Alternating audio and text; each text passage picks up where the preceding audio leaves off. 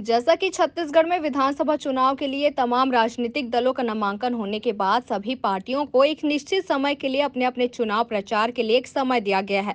वहीं भारतीय जनता पार्टी ने धुआंधार जनसंपर्क शुरू कर दिया है। आज से चुनाव प्रचार अभियान का आगाज हो गया है, जो 15 नवंबर तक चुनाव प्रचार जोर शोर से चलेगा। सभी पार्टियां अपना अपना दावा करेंगी। वहीं भारतीय जनता पार्टी के कार्यकर्ताओं ने कांग्रेस की मौजूदा सरकार के 2028 के चुनाव घोषणा पत्र के बारे में जमकर गरजते हुए नजर आए।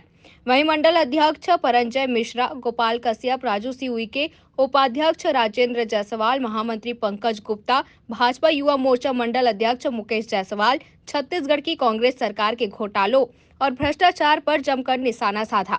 गोबर घोटाला, कोयला घोटाला, बालू खनन घोटाला, चावल घोटाला, शराब घोटाला, पीएससी घोटाला, छत्तीसगढ़ के युवाओं को बेरोजगार देंगे और जो शिक्षित बेरोजगार हैं उनको बेरोजगारी भत्ता दिया जाएगा। लेकिन आज तक बेरोजगारी भत्ता नहीं दिया गया। कांग्रेस सरकार में छत्तीसगढ़ में सारे विकास कार्य ठप हो चुके हैं। एक भी सड़कों का निर्माण नहीं हुआ है। सड़क गड्ढों में तब्दील हो चुका है।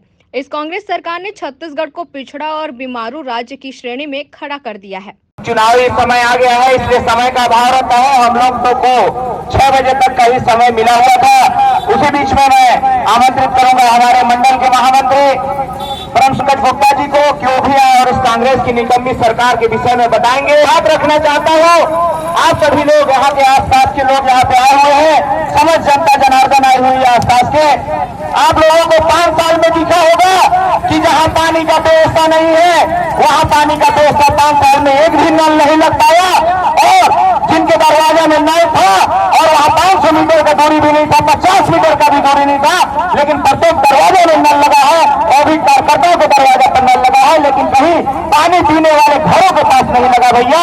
और आप सभी को एक बात और बताना चाहूंगा कि हमारे पूर्व गृह मंत्री परम सम्माननीय रामसेवक पैकरा जी के द्वारा आज राजकुमार में जाने के लिए पहले लोग तरसते थे, लेकिन 5 सालों में हमारे परम आदरणीय रामसेवक पैकरा जी ने इतने पुलों का निर्माण करवा दिया है कि पहले काला पानी का सजा होता था, वो बरसात में नहीं निकल पाते थे, लेकिन वो मानता है ऐसे धन्य पुरुष को, परम सम्माननीय रामसेवक पैकरा जी को, भारतीय जनता पार्टी के पूर्व गृह मंत्री जी को, कि उन्होंने हर जगह पुलियों का निर्माण करवाया, हर जगह पानी का व्यवस्था करवाया।